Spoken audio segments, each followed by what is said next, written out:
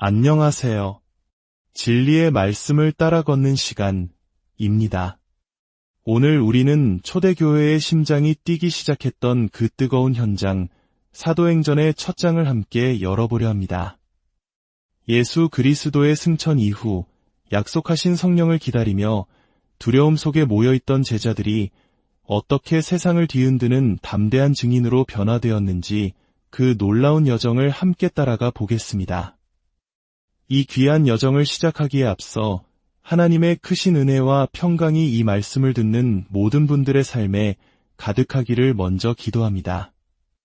저희 채널의 구독과 좋아요를 통해 이 생명의 메시지를 더 널리 전하는 귀한 사역에 동참해 주신다면 주님의 축복이 여러분의 가정과 일터 위에 더욱 풍성히 임할 것입니다.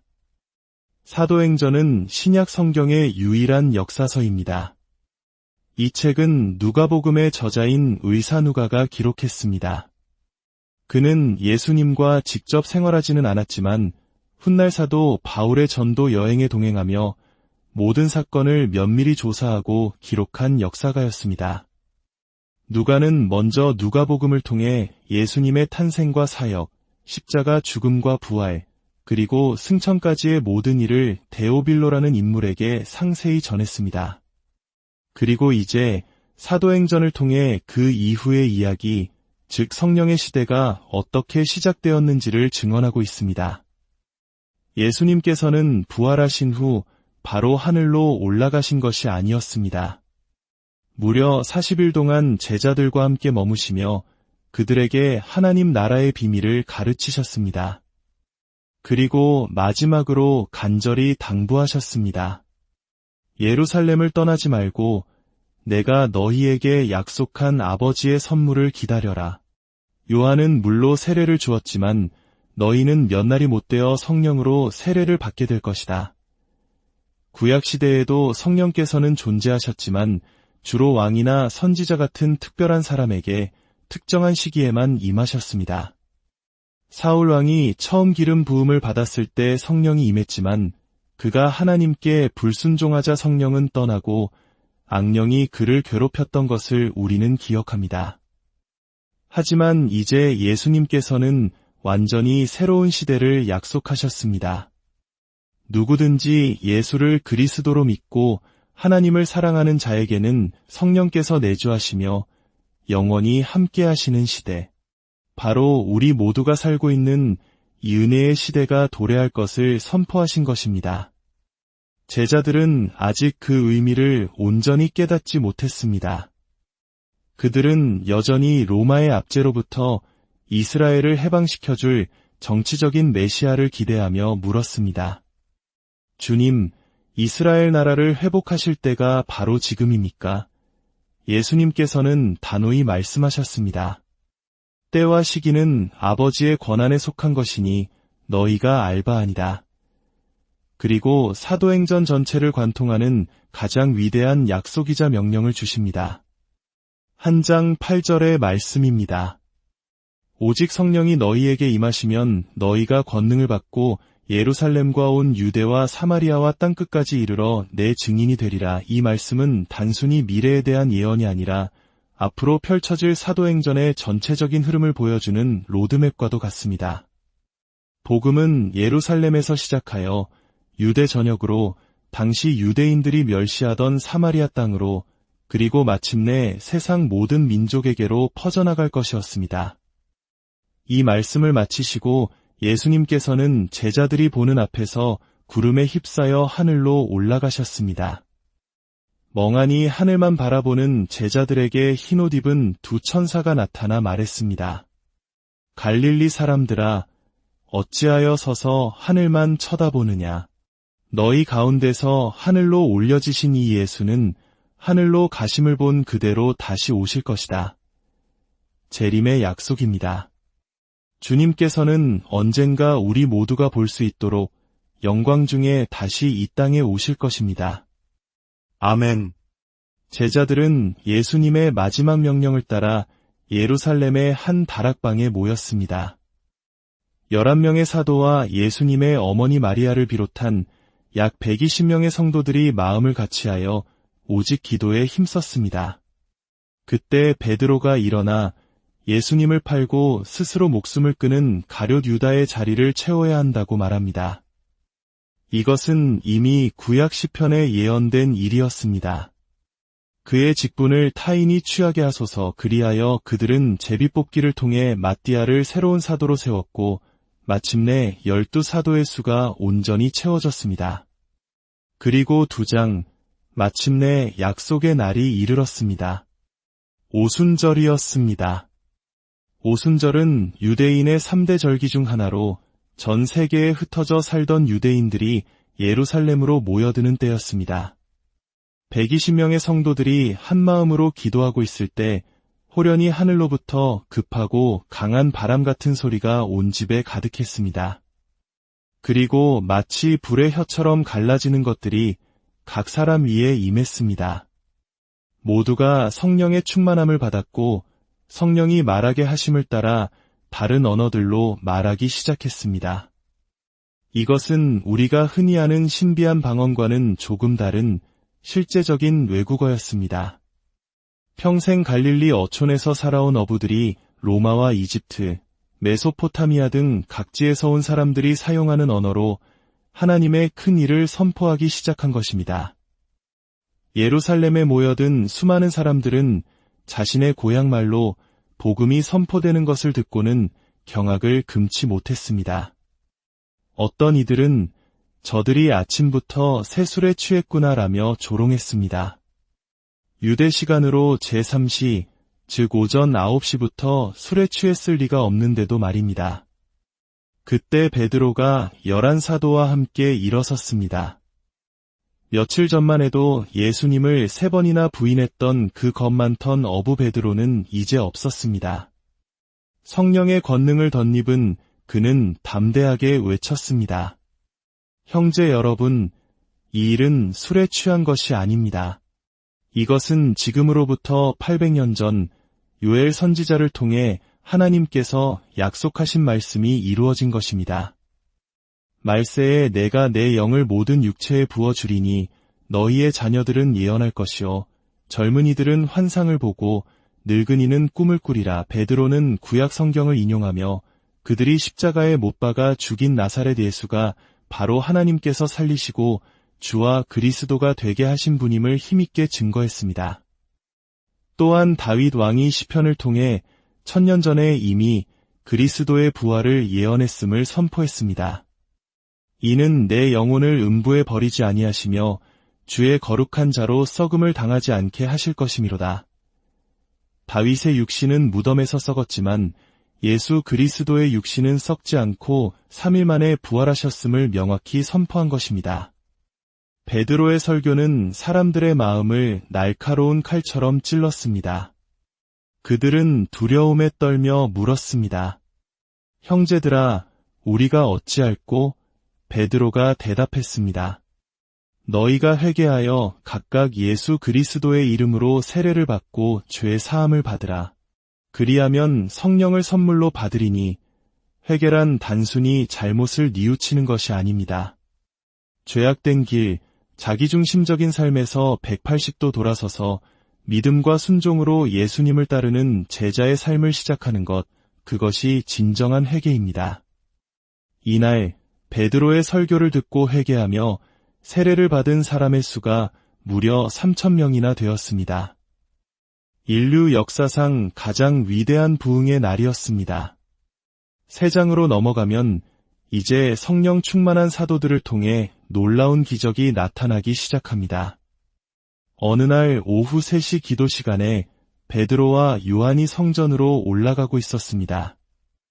성전의 미문 앞에는 태어날 때부터 걷지 못하는 한 사람이 앉아 구걸하고 있었습니다. 그는 40년 동안 매일 같은 자리에서 동냥하며 살아온 사람이었습니다. 그가 베드로와 요한을 보고 한 푼 달라고 구걸했습니다. 베드로가 그를 주목하며 말했습니다. 은과 금은 내게 없거니와 내게 있는 이것을 내게 주노니 나사렛 예수 그리스도의 이름으로 일어나 걸으라. 그리고 그의 오른손을 잡아 일으키자 그의 발과 발목에 즉시 힘이 생겼습니다.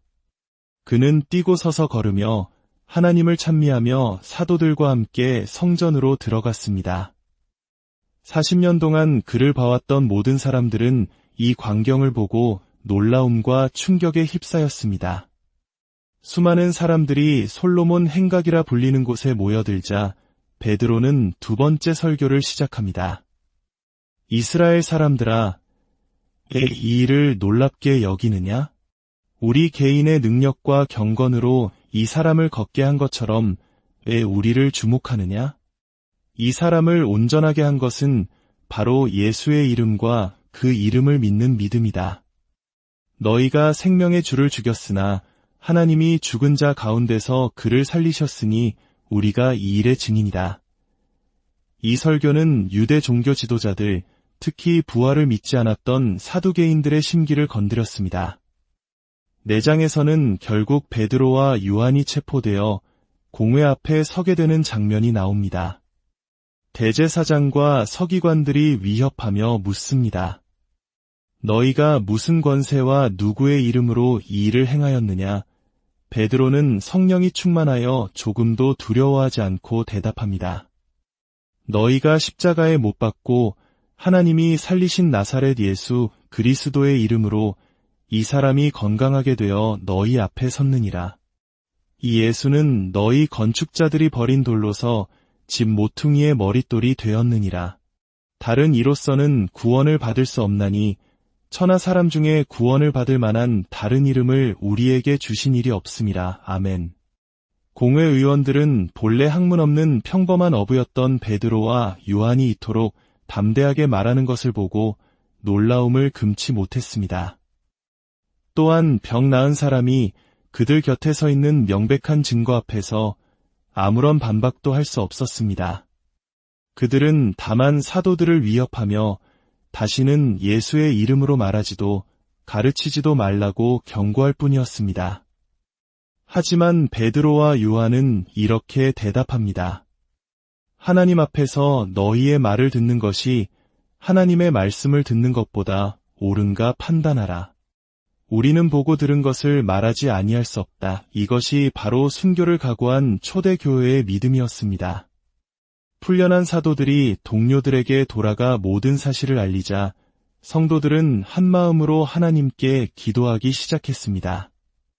주여, 이제도 그들의 위협함을 굽어보시옵고 종들로 하여금 담대히 하나님의 말씀을 전하게 하여 주시옵소서. 기도를 마치자 모인 곳이 진동하더니 무리가 다 성령이 충만하여 담대히 하나님의 말씀을 전했습니다.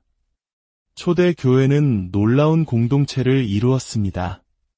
믿는 사람들이 다 함께 있어 모든 물건을 서로 통용하고 자기 재산을 팔아 각 사람의 필요를 따라 나눠주었습니다. 내 것이라는 소유의 개념이 사라지고 오직 그리스도 안에서 한 가족이라는 사랑의 공동체가 탄생한 것입니다. 이때 바나바라는 사람이 자기 밭을 팔아 그 값을 사도들의 발 앞에 두어 큰 감동을 주었습니다. 그러나 5장에서는 어두운 그림자가 드리웁니다. 아나니아와 삽비라라는 부부가 사람들의 칭찬을 부러워하여 자신들의 소유를 팔았습니다.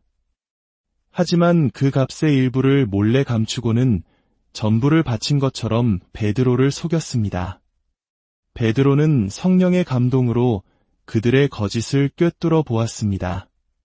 아나니아야, 어찌하여 사탄이 내 마음에 가득하여 내가 성령을 속이고 땅값 얼마를 감추었느냐. 사람에게 거짓말한 것이 아니요 하나님께로다. 이 말을 듣는 순간 아나니아는 그 자리에서 즉사했고 잠시 후 들어온 그의 아내 삽비라마저 똑같은 거짓말로 하나님을 시험하다가 죽음을 맞이했습니다. 이 사건으로 온 교회와 이 일을 듣는 사람들은 큰 두려움에 사로잡혔고 교회는 더욱 정결하게 세워져 갔습니다. 사도들을 통해 수많은 기적과 표적이 일어나자 시기심에 가득 찬 대제사장과 사두개인들은 다시 사도들을 잡아오게 가두었습니다. 그러나 그날 밤 주의 사자가 옥문을 열고 그들을 구출하며 말했습니다. 가서 성전에 서서 이 생명의 말씀을 다 백성에게 말하라. 다음 날 아침 공회는 텅 빈 감옥 소식에 당황했고 사도들이 태연히 성전에서 말씀을 가르치고 있다는 보고를 받게 됩니다. 다시 공회로 끌려온 사도들에게 대제사장이 노하여 말했습니다. 우리가 이 이름으로 사람을 가르치지 말라고 엄금하였으되 너희가 너희 가르침을 예루살렘에 가득하게 하니 이 사람의 피를 우리에게로 돌리고자 함이로다. 베드로는 다시 한번 선포합니다. 사람보다 하나님께 순종하는 것이 마땅하니라. 분노한 공회의원들이 사도들을 죽이려 할 때 모든 백성에게 존경받던 율법교사 가말리엘이 일어나 그들을 말립니다. 이 사람들을 상관하지 말고 버려두라. 이 사상과 이 소행이 사람에게서 났으면 무너질 것이요 만일 하나님께로부터 났으면 너희가 그들을 무너뜨릴 수 없겠고 도리어 너희가 하나님을 대적하는 자가 될까 하노라. 그의 말을 따라 공회는 사도들을 채찍질하고 놓아주었습니다. 사도들은 예수의 이름을 위하여 능욕받는 일에 합당한 자로 여기심을 기뻐하며 공회 앞을 떠났습니다. 그리고 날마다 성전에 있든지 집에 있든지 예수는 그리스도라고 가르치기와 전도하기를 그치지 않았습니다. 핍박이 거셀수록 복음은 더욱 왕성하게 타올랐던 것입니다. 오늘의 이야기는 여기까지입니다. 두려움에 떨던 제자들이 어떻게 성령의 능력으로 담대한 증인이 되었는지, 그리고 어떤 핍박과 위협도 복음의 확산을 막을 수 없었는지를 우리는 보았습니다. 이 말씀이 오늘을 살아가는 우리에게도 동일한 용기와 믿음을 주기를 소망합니다. 주님의 이름으로 여러분 모두를 축복합니다. 평안한 안녕하세요. 진리의 말씀을 따라 걷는 시간입니다. 오늘 우리는 초대교회의 심장이 뛰기 시작했던 그 뜨거운 현장, 사도행전의 첫 장을 함께 열어보려 합니다. 예수 그리스도의 승천 이후 약속하신 성령을 기다리며 두려움 속에 모여있던 제자들이 어떻게 세상을 뒤흔드는 담대한 증인으로 변화되었는지 그 놀라운 여정을 함께 따라가 보겠습니다. 이 귀한 여정을 시작하기에 앞서 하나님의 크신 은혜와 평강이 이 말씀을 듣는 모든 분들의 삶에 가득하기를 먼저 기도합니다. 저희 채널의 구독과 좋아요를 통해 이 생명의 메시지를 더 널리 전하는 귀한 사역에 동참해 주신다면 주님의 축복이 여러분의 가정과 일터 위에 더욱 풍성히 임할 것입니다. 사도행전은 신약 성경의 유일한 역사서입니다. 이 책은 누가복음의 저자인 의사 누가가 기록했습니다. 그는 예수님과 직접 생활하지는 않았지만 훗날 사도 바울의 전도 여행에 동행하며 모든 사건을 면밀히 조사하고 기록한 역사가였습니다. 누가는 먼저 누가복음을 통해 예수님의 탄생과 사역, 십자가 죽음과 부활, 그리고 승천까지의 모든 일을 데오빌로라는 인물에게 상세히 전했습니다. 그리고 이제 사도행전을 통해 그 이후의 이야기, 즉 성령의 시대가 어떻게 시작되었는지를 증언하고 있습니다. 예수님께서는 부활하신 후 바로 하늘로 올라가신 것이 아니었습니다. 무려 40일 동안 제자들과 함께 머무시며 그들에게 하나님 나라의 비밀을 가르치셨습니다. 그리고 마지막으로 간절히 당부하셨습니다. 예루살렘을 떠나지 말고 내가 너희에게 약속한 아버지의 선물을 기다려라. 요한은 물로 세례를 주었지만 너희는 몇 날이 못되어 성령으로 세례를 받게 될 것이다. 구약시대에도 성령께서는 존재하셨지만 주로 왕이나 선지자 같은 특별한 사람에게 특정한 시기에만 임하셨습니다. 사울 왕이 처음 기름 부음을 받았을 때 성령이 임했지만 그가 하나님께 불순종하자 성령은 떠나고 악령이 그를 괴롭혔던 것을 우리는 기억합니다. 하지만 이제 예수님께서는 완전히 새로운 시대를 약속하셨습니다. 누구든지 예수를 그리스도로 믿고 하나님을 사랑하는 자에게는 성령께서 내주하시며 영원히 함께 하시는 시대, 바로 우리 모두가 살고 있는 이 은혜의 시대가 도래할 것을 선포하신 것입니다. 제자들은 아직 그 의미를 온전히 깨닫지 못했습니다. 그들은 여전히 로마의 압제로부터 이스라엘을 해방시켜줄 정치적인 메시아를 기대하며 물었습니다. 주님, 이스라엘 나라를 회복하실 때가 바로 지금입니까? 예수님께서는 단호히 말씀하셨습니다. 때와 시기는 아버지의 권한에 속한 것이니 너희가 알바 아니다. 그리고 사도행전 전체를 관통하는 가장 위대한 약속이자 명령을 주십니다. 한 장 8절의 말씀입니다.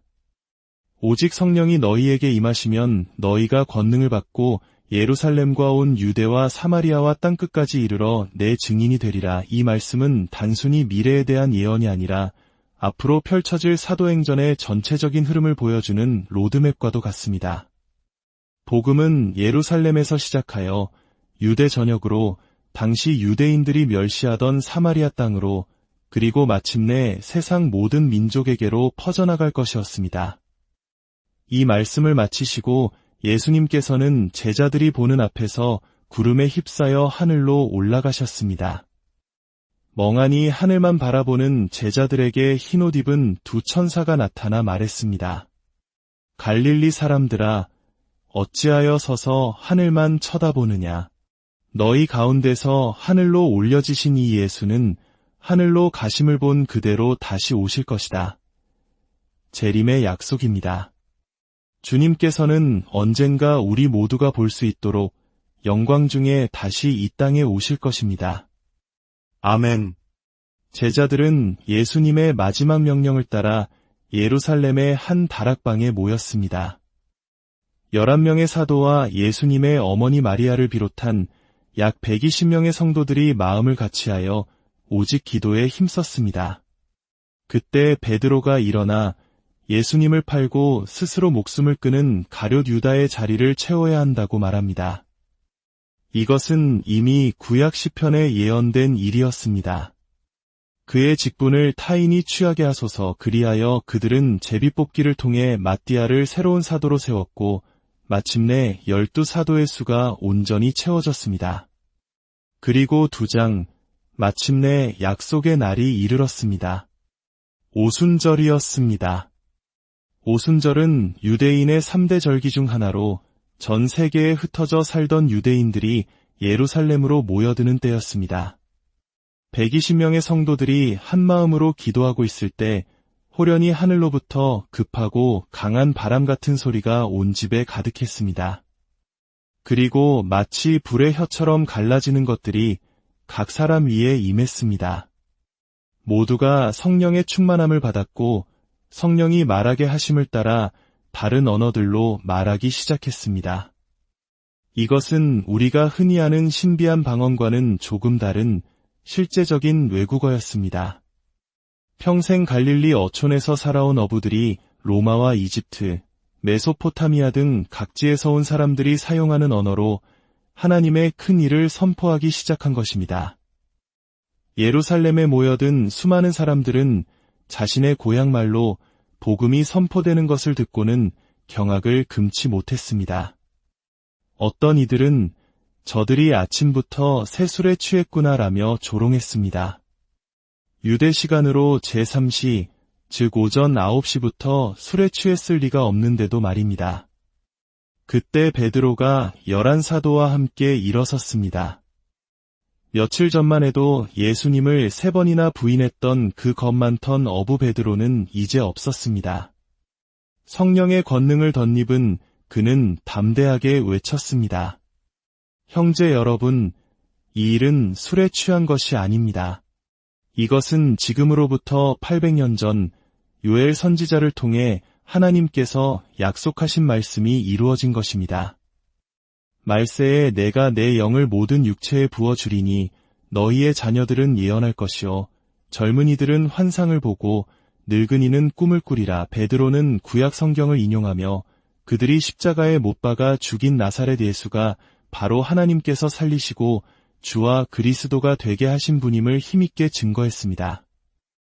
또한 다윗 왕이 시편을 통해 1000년 전에 이미 그리스도의 부활을 예언했음을 선포했습니다. 이는 내 영혼을 음부에 버리지 아니하시며 주의 거룩한 자로 썩음을 당하지 않게 하실 것이미로다. 다윗의 육신은 무덤에서 썩었지만 예수 그리스도의 육신은 썩지 않고 3일 만에 부활하셨음을 명확히 선포한 것입니다. 베드로의 설교는 사람들의 마음을 날카로운 칼처럼 찔렀습니다. 그들은 두려움에 떨며 물었습니다. 형제들아, 우리가 어찌할꼬? 베드로가 대답했습니다. 너희가 회개하여 각각 예수 그리스도의 이름으로 세례를 받고 죄 사함을 받으라. 그리하면 성령을 선물로 받으리니 회개란 단순히 잘못을 뉘우치는 것이 아닙니다. 죄악된 길, 자기중심적인 삶에서 180도 돌아서서 믿음과 순종으로 예수님을 따르는 제자의 삶을 시작하는 것, 그것이 진정한 회개입니다. 이날 베드로의 설교를 듣고 회개하며 세례를 받은 사람의 수가 무려 3,000명이나 되었습니다. 인류 역사상 가장 위대한 부흥의 날이었습니다. 세 장으로 넘어가면 이제 성령 충만한 사도들을 통해 놀라운 기적이 나타나기 시작합니다. 어느 날 오후 3시 기도 시간에 베드로와 요한이 성전으로 올라가고 있었습니다. 성전의 미문 앞에는 태어날 때부터 걷지 못하는 한 사람이 앉아 구걸하고 있었습니다. 그는 40년 동안 매일 같은 자리에서 동냥하며 살아온 사람이었습니다.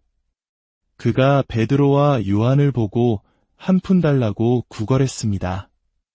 베드로가 그를 주목하며 말했습니다. 은과 금은 내게 없거니와 내게 있는 이것을 내게 주노니 나사렛 예수 그리스도의 이름으로 일어나 걸으라. 그리고 그의 오른손을 잡아 일으키자 그의 발과 발목에 즉시 힘이 생겼습니다. 그는 뛰고 서서 걸으며 하나님을 찬미하며 사도들과 함께 성전으로 들어갔습니다. 40년 동안 그를 봐왔던 모든 사람들은 이 광경을 보고 놀라움과 충격에 휩싸였습니다. 수많은 사람들이 솔로몬 행각이라 불리는 곳에 모여들자 베드로는 두 번째 설교를 시작합니다. 이스라엘 사람들아, 왜 이 일을 놀랍게 여기느냐? 우리 개인의 능력과 경건으로 이 사람을 걷게 한 것처럼 왜 우리를 주목하느냐? 이 사람을 온전하게 한 것은 바로 예수의 이름과 그 이름을 믿는 믿음이다. 너희가 생명의 주를 죽였으나 하나님이 죽은 자 가운데서 그를 살리셨으니 우리가 이 일의 증인이다. 이 설교는 유대 종교 지도자들, 특히 부활을 믿지 않았던 사두개인들의 심기를 건드렸습니다. 4장에서는 결국 베드로와 요한이 체포되어 공회 앞에 서게 되는 장면이 나옵니다. 대제사장과 서기관들이 위협하며 묻습니다. 너희가 무슨 권세와 누구의 이름으로 이 일을 행하였느냐? 베드로는 성령이 충만하여 조금도 두려워하지 않고 대답합니다. 너희가 십자가에 못 박고 하나님이 살리신 나사렛 예수 그리스도의 이름으로 이 사람이 건강하게 되어 너희 앞에 섰느니라. 이 예수는 너희 건축자들이 버린 돌로서 집 모퉁이의 머릿돌이 되었느니라. 다른 이로서는 구원을 받을 수 없나니 천하 사람 중에 구원을 받을 만한 다른 이름을 우리에게 주신 일이 없음이라. 아멘. 공회 의원들은 본래 학문 없는 평범한 어부였던 베드로와 요한이 이토록 담대하게 말하는 것을 보고 놀라움을 금치 못했습니다. 또한 병 나은 사람이 그들 곁에 서 있는 명백한 증거 앞에서 아무런 반박도 할 수 없었습니다. 그들은 다만 사도들을 위협하며 다시는 예수의 이름으로 말하지도 가르치지도 말라고 경고할 뿐이었습니다. 하지만 베드로와 요한은 이렇게 대답합니다. 하나님 앞에서 너희의 말을 듣는 것이 하나님의 말씀을 듣는 것보다 옳은가 판단하라. 우리는 보고 들은 것을 말하지 아니할 수 없다. 이것이 바로 순교를 각오한 초대교회의 믿음이었습니다. 풀려난 사도들이 동료들에게 돌아가 모든 사실을 알리자 성도들은 한마음으로 하나님께 기도하기 시작했습니다. 주여, 이제도 그들의 위협함을 굽어보시옵고 종들로 하여금 담대히 하나님의 말씀을 전하게 하여 주시옵소서. 기도를 마치자 모인 곳이 진동하더니 무리가 다 성령이 충만하여 담대히 하나님의 말씀을 전했습니다. 초대 교회는 놀라운 공동체를 이루었습니다. 믿는 사람들이 다 함께 있어 모든 물건을 서로 통용하고 자기 재산을 팔아 각 사람의 필요를 따라 나눠주었습니다. 내 것이라는 소유의 개념이 사라지고 오직 그리스도 안에서 한 가족이라는 사랑의 공동체가 탄생한 것입니다. 이때 바나바라는 사람이 자기 밭을 팔아 그 값을 사도들의 발 앞에 두어 큰 감동을 주었습니다. 그러나 5장에서는 어두운 그림자가 드리웁니다. 아나니아와 삽비라라는 부부가 사람들의 칭찬을 부러워하여 자신들의 소유를 팔았습니다. 하지만 그 값의 일부를 몰래 감추고는 전부를 바친 것처럼 베드로를 속였습니다. 베드로는 성령의 감동으로 그들의 거짓을 꿰뚫어 보았습니다. 아나니아야, 어찌하여 사탄이 내 마음에 가득하여 내가 성령을 속이고 땅값 얼마를 감추었느냐. 사람에게 거짓말한 것이 아니요 하나님께로다. 이 말을 듣는 순간 아나니아는 그 자리에서 즉사했고 잠시 후 들어온 그의 아내 삽비라마저 똑같은 거짓말로 하나님을 시험하다가 죽음을 맞이했습니다. 이 사건으로 온 교회와 이 일을 듣는 사람들은 큰 두려움에 사로잡혔고 교회는 더욱 정결하게 세워져 갔습니다. 사도들을 통해 수많은 기적과 표적이 일어나자 시기심에 가득 찬 대제사장과 사두개인들은 다시 사도들을 잡아오게 가두었습니다. 그러나 그날 밤 주의 사자가 옥문을 열고 그들을 구출하며 말했습니다. 가서 성전에 서서 이 생명의 말씀을 다 백성에게 말하라. 다음 날 아침 공회는 텅 빈 감옥 소식에 당황했고 사도들이 태연히 성전에서 말씀을 가르치고 있다는 보고를 받게 됩니다. 다시 공회로 끌려온 사도들에게 대제사장이 노하여 말했습니다. 우리가 이 이름으로 사람을 가르치지 말라고 엄금하였으되 너희가 너희 가르침을 예루살렘에 가득하게 하니 이 사람의 피를 우리에게로 돌리고자 함이로다. 베드로는 다시 한번 선포합니다. 사람보다 하나님께 순종하는 것이 마땅하니라. 분노한 공회의원들이 사도들을 죽이려 할 때 모든 백성에게 존경받던 율법교사 가말리엘이 일어나 그들을 말립니다. 이 사람들을 상관하지 말고 버려두라. 이 사상과 이 소행이 사람에게서 났으면 무너질 것이요 만일 하나님께로부터 났으면 너희가 그들을 무너뜨릴 수 없겠고 도리어 너희가 하나님을 대적하는 자가 될까 하노라. 그의 말을 따라 공회는 사도들을 채찍질하고 놓아주었습니다. 사도들은 예수의 이름을 위하여 능욕받는 일에 합당한 자로 여기심을 기뻐하며 공회 앞을 떠났습니다. 그리고 날마다 성전에 있든지 집에 있든지 예수는 그리스도라고 가르치기와 전도하기를 그치지 않았습니다. 핍박이 거셀수록 복음은 더욱 왕성하게 타올랐던 것입니다. 오늘의 이야기는 여기까지입니다. 두려움에 떨던 제자들이 어떻게 성령의 능력으로 담대한 증인이 되었는지, 그리고 어떤 핍박과 위협도 복음의 확산을 막을 수 없었는지를 우리는 보았습니다. 이 말씀이 오늘을 살아가는 우리에게도 동일한 용기와 믿음을 주기를 소망합니다. 주님의 이름으로 여러분 모두를 축복합니다. 평안한 안녕하세요. 진리의 말씀을 따라 걷는 시간입니다. 오늘 우리는 초대교회의 심장이 뛰기 시작했던 그 뜨거운 현장, 사도행전의 첫 장을 함께 열어보려 합니다. 예수 그리스도의 승천 이후 약속하신 성령을 기다리며 두려움 속에 모여있던 제자들이 어떻게 세상을 뒤흔드는 담대한 증인으로 변화되었는지 그 놀라운 여정을 함께 따라가 보겠습니다. 이 귀한 여정을 시작하기에 앞서 하나님의 크신 은혜와 평강이 이 말씀을 듣는 모든 분들의 삶에 가득하기를 먼저 기도합니다. 저희 채널의 구독과 좋아요를 통해 이 생명의 메시지를 더 널리 전하는 귀한 사역에 동참해 주신다면 주님의 축복이 여러분의 가정과 일터 위에 더욱 풍성히 임할 것입니다. 사도행전은 신약 성경의 유일한 역사서입니다. 이 책은 누가복음의 저자인 의사 누가가 기록했습니다. 그는 예수님과 직접 생활하지는 않았지만 훗날 사도 바울의 전도 여행에 동행하며 모든 사건을 면밀히 조사하고 기록한 역사가였습니다. 누가는 먼저 누가복음을 통해 예수님의 탄생과 사역, 십자가 죽음과 부활, 그리고 승천까지의 모든 일을 데오빌로라는 인물에게 상세히 전했습니다. 그리고 이제 사도행전을 통해 그 이후의 이야기, 즉 성령의 시대가 어떻게 시작되었는지를 증언하고 있습니다. 예수님께서는 부활하신 후 바로 하늘로 올라가신 것이 아니었습니다. 무려 40일 동안 제자들과 함께 머무시며 그들에게 하나님 나라의 비밀을 가르치셨습니다. 그리고 마지막으로 간절히 당부하셨습니다. 예루살렘을 떠나지 말고 내가 너희에게 약속한 아버지의 선물을 기다려라. 요한은 물로 세례를 주었지만 너희는 몇 날이 못 되어 성령으로 세례를 받게 될 것이다.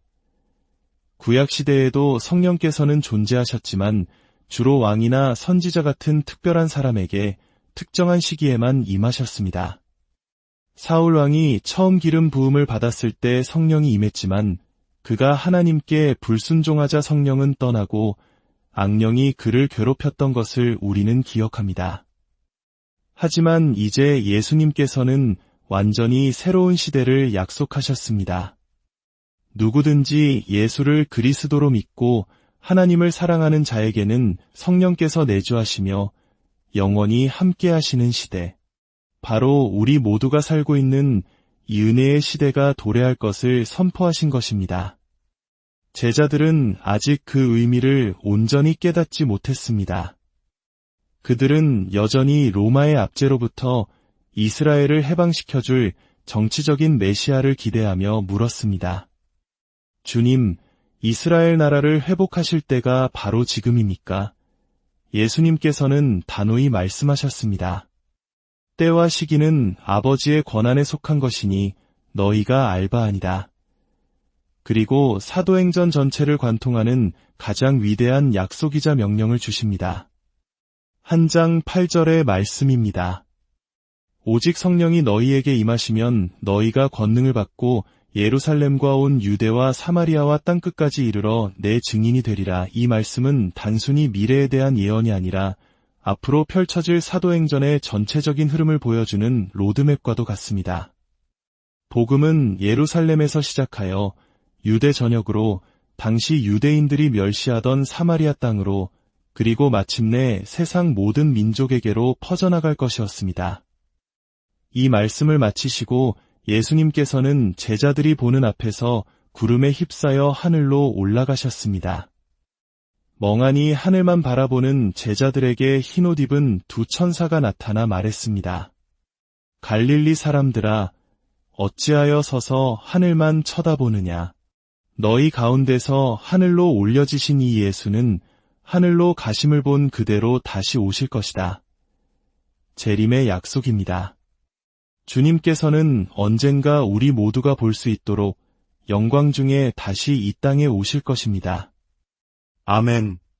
제자들은 예수님의 마지막 명령을 따라 예루살렘의 한 다락방에 모였습니다.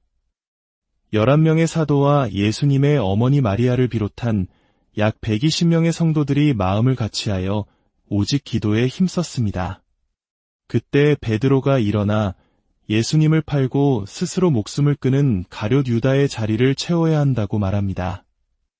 이것은 이미 구약 시편에 예언된 일이었습니다.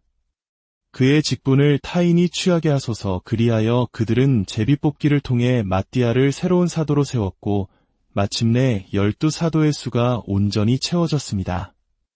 그리고 2장, 마침내 약속의 날이 이르렀습니다. 오순절이었습니다. 오순절은 유대인의 3대 절기 중 하나로 전 세계에 흩어져 살던 유대인들이 예루살렘으로 모여드는 때였습니다.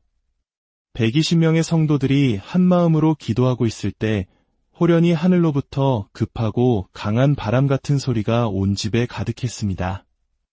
그리고 마치 불의 혀처럼 갈라지는 것들이 각 사람 위에 임했습니다. 모두가 성령의 충만함을 받았고 성령이 말하게 하심을 따라 다른 언어들로 말하기 시작했습니다. 이것은 우리가 흔히 아는 신비한 방언과는 조금 다른 실제적인 외국어였습니다. 평생 갈릴리 어촌에서 살아온 어부들이 로마와 이집트, 메소포타미아 등 각지에서 온 사람들이 사용하는 언어로 하나님의 큰 일을 선포하기 시작한 것입니다. 예루살렘에 모여든 수많은 사람들은 자신의 고향말로 복음이 선포되는 것을 듣고는 경악을 금치 못했습니다.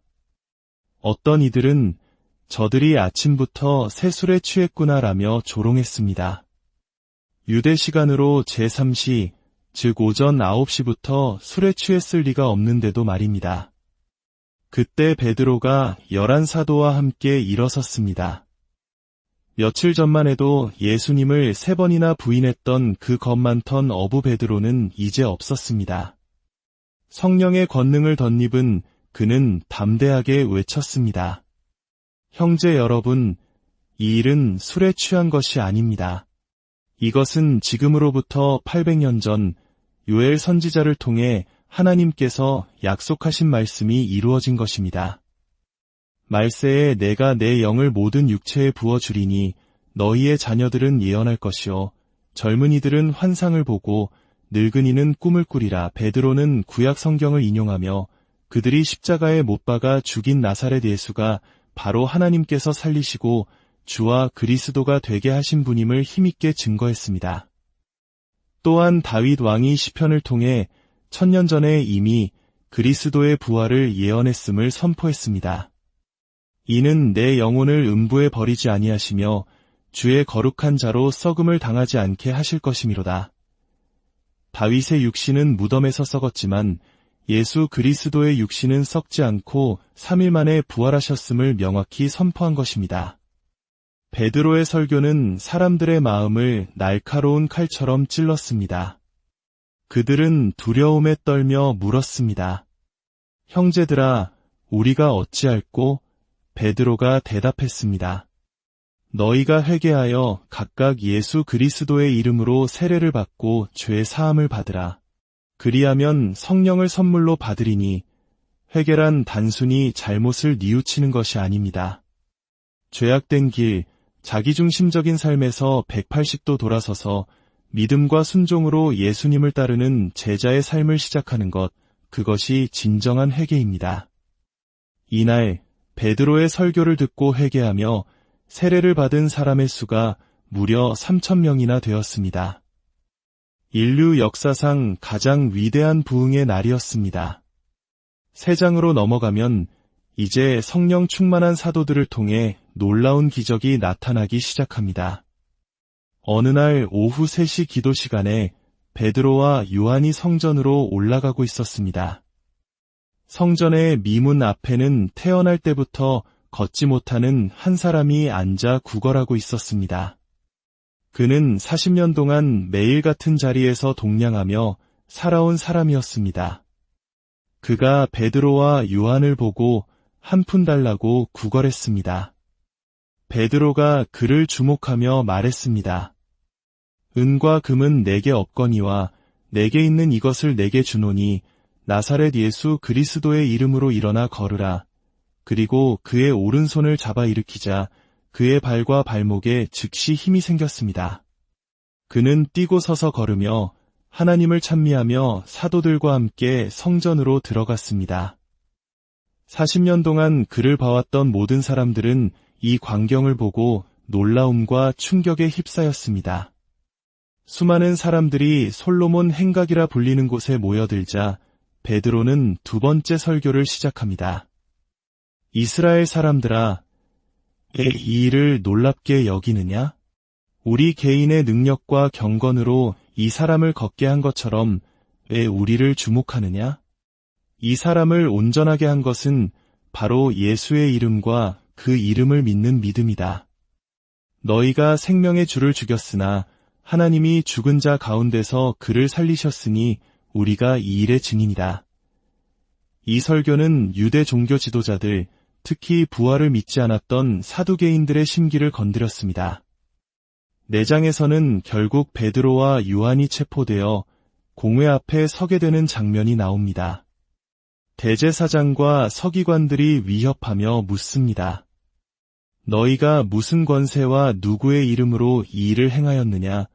베드로는 성령이 충만하여 조금도 두려워하지 않고 대답합니다. 너희가 십자가에 못 박고 하나님이 살리신 나사렛 예수 그리스도의 이름으로 이 사람이 건강하게 되어 너희 앞에 섰느니라. 이 예수는 너희 건축자들이 버린 돌로서 집 모퉁이의 머릿돌이 되었느니라. 다른 이로서는 구원을 받을 수 없나니 천하 사람 중에 구원을 받을 만한 다른 이름을 우리에게 주신 일이 없음이라. 아멘. 공회 의원들은 본래 학문 없는 평범한 어부였던 베드로와 요한이 이토록 담대하게 말하는 것을 보고 놀라움을 금치 못했습니다. 또한 병 나은 사람이 그들 곁에 서 있는 명백한 증거 앞에서 아무런 반박도 할 수 없었습니다. 그들은 다만 사도들을 위협하며 다시는 예수의 이름으로 말하지도 가르치지도 말라고 경고할 뿐이었습니다. 하지만 베드로와 요한은 이렇게 대답합니다. 하나님 앞에서 너희의 말을 듣는 것이 하나님의 말씀을 듣는 것보다 옳은가 판단하라. 우리는 보고 들은 것을 말하지 아니할 수 없다. 이것이 바로 순교를 각오한 초대교회의 믿음이었습니다. 훈련한 사도들이 동료들에게 돌아가 모든 사실을 알리자 성도들은 한마음으로 하나님께 기도하기 시작했습니다. 주여, 이제도 그들의 위협함을 굽어보시옵고 종들로 하여금 담대히 하나님의 말씀을 전하게 하여 주시옵소서. 기도를 마치자 모인 곳이 진동하더니 무리가 다 성령이 충만하여 담대히 하나님의 말씀을 전했습니다. 초대 교회는 놀라운 공동체를 이루었습니다.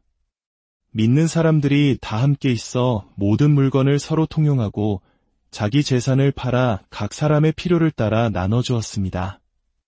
내 것이라는 소유의 개념이 사라지고 오직 그리스도 안에서 한 가족이라는 사랑의 공동체가 탄생한 것입니다. 이때 바나바라는 사람이 자기 밭을 팔아 그 값을 사도들의 발 앞에 두어 큰 감동을 주었습니다. 그러나 5장에서는 어두운 그림자가 드리웁니다. 아나니아와 삽비라라는 부부가 사람들의 칭찬을 부러워하여 자신들의 소유를 팔았습니다. 하지만 그 값의 일부를 몰래 감추고는 전부를 바친 것처럼 베드로를 속였습니다. 베드로는 성령의 감동으로 그들의 거짓을 꿰뚫어 보았습니다.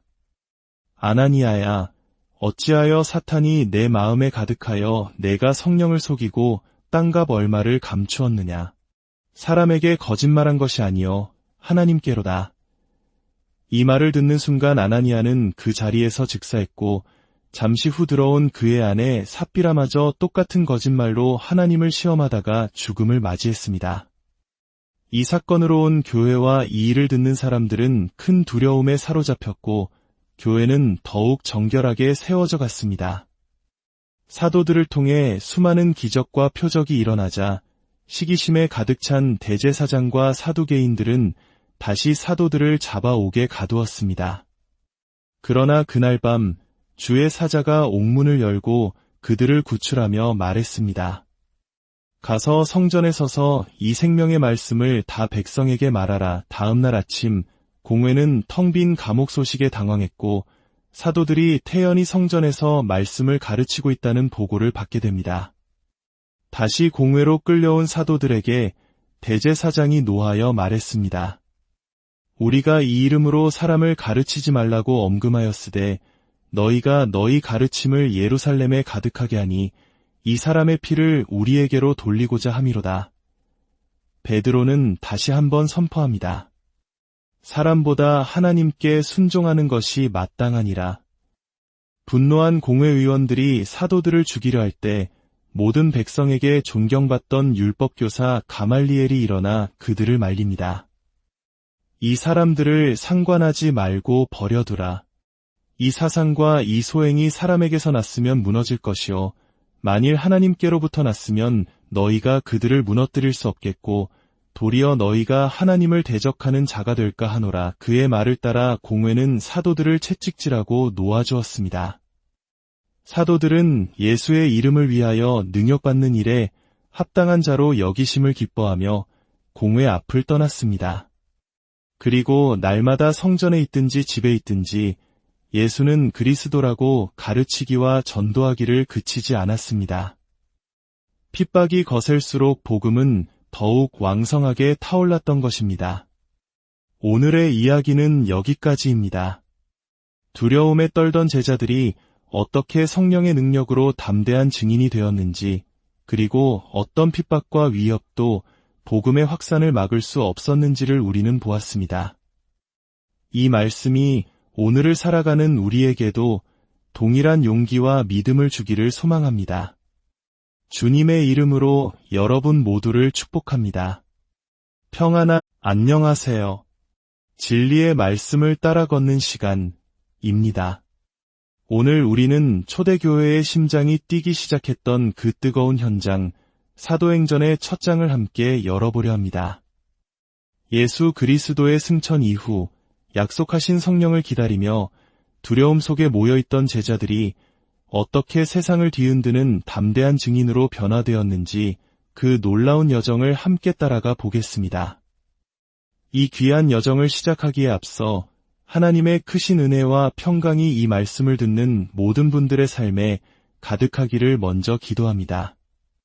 저희 채널의 구독과 좋아요를 통해 이 생명의 메시지를 더 널리 전하는 귀한 사역에 동참해 주신다면 주님의 축복이 여러분의 가정과 일터 위에 더욱 풍성히 임할 것입니다. 사도행전은 신약 성경의 유일한 역사서입니다. 이 책은 누가복음의 저자인 의사 누가가 기록했습니다.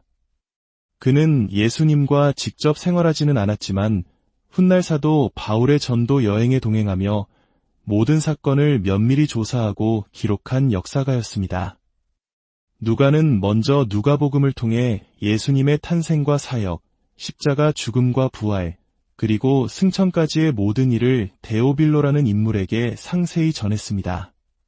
그리고 이제 사도행전을 통해 그 이후의 이야기, 즉 성령의 시대가 어떻게 시작되었는지를 증언하고 있습니다.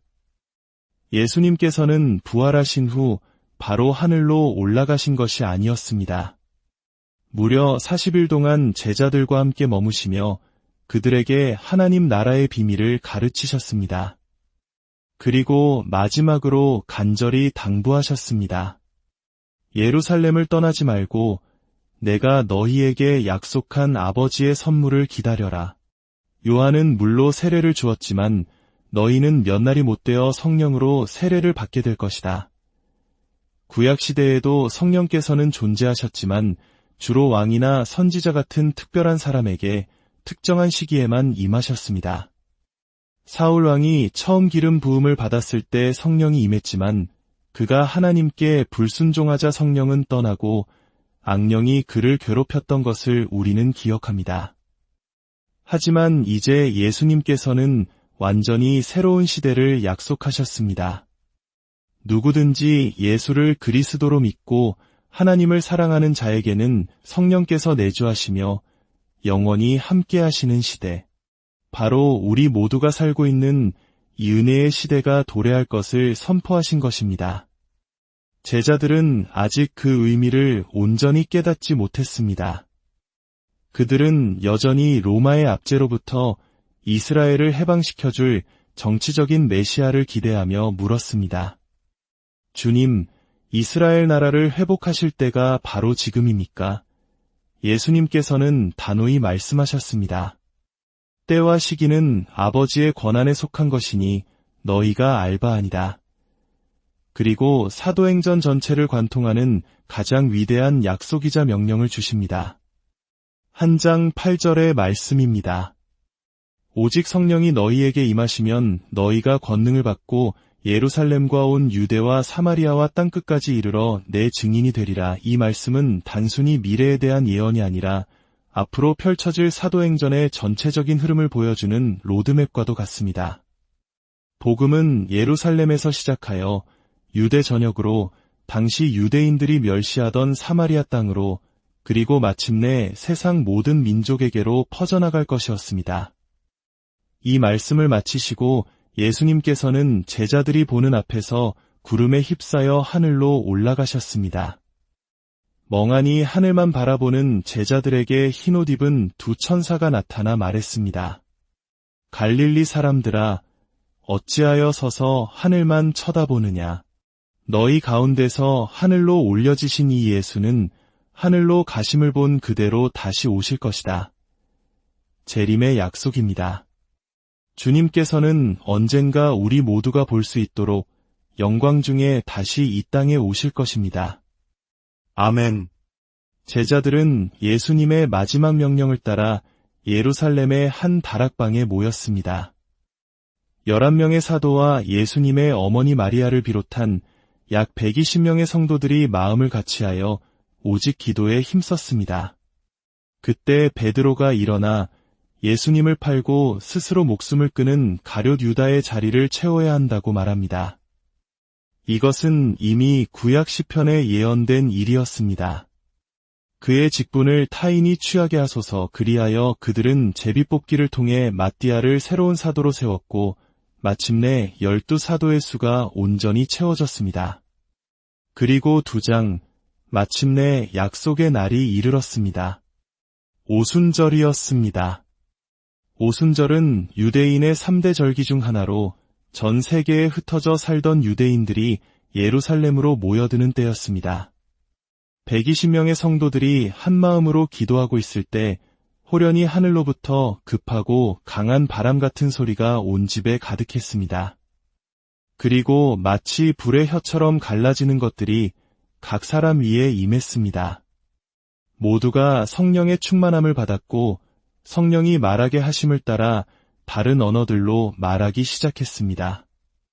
이것은 우리가 흔히 아는 신비한 방언과는 조금 다른 실제적인 외국어였습니다. 평생 갈릴리 어촌에서 살아온 어부들이 로마와 이집트, 메소포타미아 등 각지에서 온 사람들이 사용하는 언어로 하나님의 큰 일을 선포하기 시작한 것입니다. 예루살렘에 모여든 수많은 사람들은 자신의 고향말로 복음이 선포되는 것을 듣고는 경악을 금치 못했습니다. 어떤 이들은 저들이 아침부터 새술에 취했구나라며 조롱했습니다. 유대 시간으로 제3시, 즉 오전 9시부터 술에 취했을 리가 없는데도 말입니다. 그때 베드로가 11사도와 함께 일어섰습니다. 며칠 전만 해도 예수님을 3번이나 부인했던 그 겁 많던 어부 베드로는 이제 없었습니다. 성령의 권능을 덧입은 그는 담대하게 외쳤습니다. 형제 여러분, 이 일은 술에 취한 것이 아닙니다. 이것은 지금으로부터 800년 전 요엘 선지자를 통해 하나님께서 약속하신 말씀이 이루어진 것입니다. 말세에 내가 내 영을 모든 육체에 부어주리니 너희의 자녀들은 예언할 것이요 젊은이들은 환상을 보고 늙은이는 꿈을 꾸리라. 베드로는 구약 성경을 인용하며 그들이 십자가에 못 박아 죽인 나사렛 예수가 바로 하나님께서 살리시고 주와 그리스도가 되게 하신 분임을 힘있게 증거했습니다. 또한 다윗 왕이 시편을 통해 1000년 전에 이미 그리스도의 부활을 예언했음을 선포했습니다. 이는 내 영혼을 음부에 버리지 아니하시며 주의 거룩한 자로 썩음을 당하지 않게 하실 것이미로다. 다윗의 육신은 무덤에서 썩었지만 예수 그리스도의 육신은 썩지 않고 3일 만에 부활하셨음을 명확히 선포한 것입니다. 베드로의 설교는 사람들의 마음을 날카로운 칼처럼 찔렀습니다. 그들은 두려움에 떨며 물었습니다. 형제들아, 우리가 어찌할꼬? 베드로가 대답했습니다. 너희가 회개하여 각각 예수 그리스도의 이름으로 세례를 받고 죄 사함을 받으라.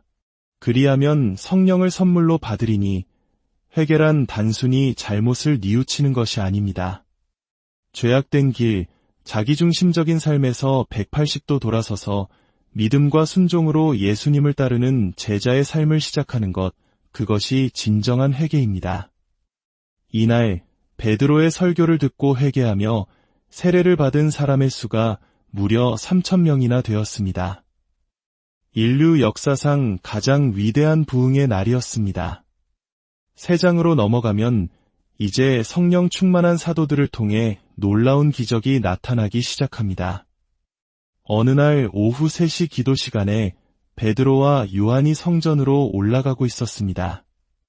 성전의 미문 앞에는 태어날 때부터 걷지